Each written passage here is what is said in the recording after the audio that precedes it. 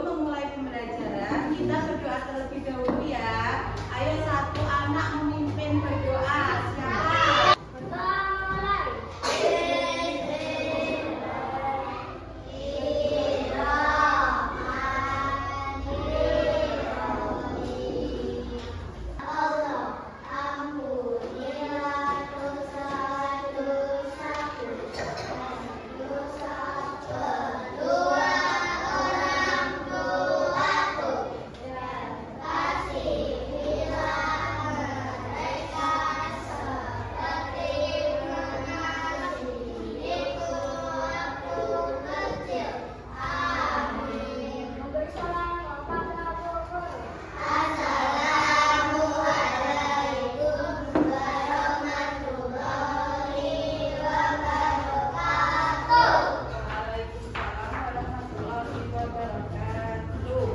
Sudah siap belajar hari ini?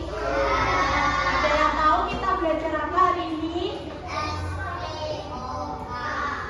SPOK itu bahasa Indonesia. Minggu lalu terakhir bahasa Indonesianya sampai mana? Sekarang selanjutnya kita juga akan belajar SPOK. Kalimat SPOK. S-nya apa? Subjek. Terus P-nya apa? Predikat. O-nya? Objek. Dan K-nya? Dan juga keterangan tempat.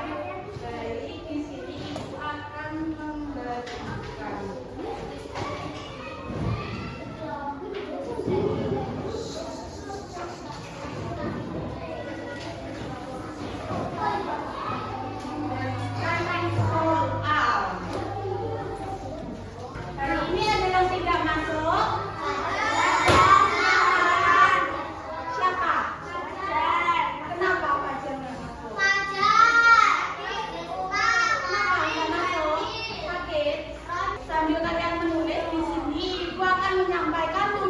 Pembelajaran kita belajar bahasa Indonesia kalimat SPOK adalah yang pertama, agar peserta didik mampu mengidentifikasi bagian kalimat yang terdiri dari subjek, predikat, objek, dan juga keterangan.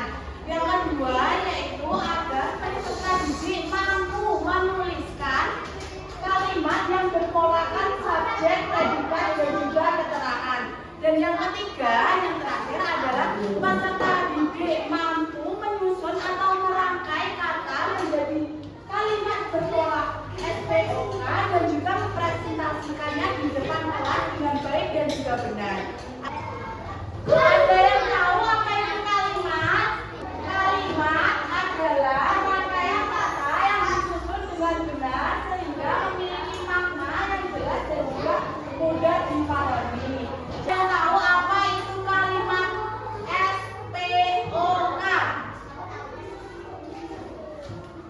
Kalimat SPOK adalah kalimat yang memiliki struktur atau susunan dasar yaitu berupa subjek yang biasanya dilambangkan S, predikat yang biasanya dilambangkan P, objek yang biasanya dilambangkan O, dan juga keterangan biasanya dilambangkan A. Keterangan ada dua yaitu keterangan tempat dan juga waktu. Yang pertama subjek.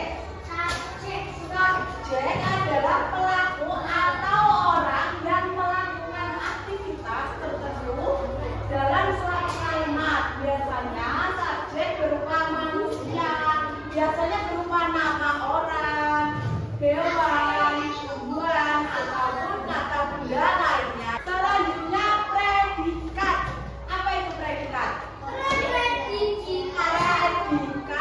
adalah suatu tindakan atau pekerjaan